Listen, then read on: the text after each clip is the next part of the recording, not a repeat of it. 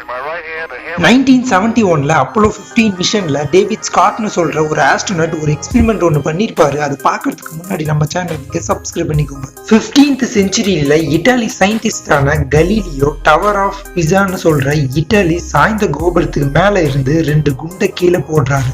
ஆனா அதனுடைய வால்யூம் ஒண்ணுதான், மாஸ் வேற. ஆனா கலீலியோ அது கீழே போகும்போது ரெண்டுமே சேம் டைம்ல தான் கீழே விழும் அப்படின்னு சொன்னாரு. சொன்ன மாரி 2 குண்டுமே சேம் டைம்ல தான் விழுந்துச்சு.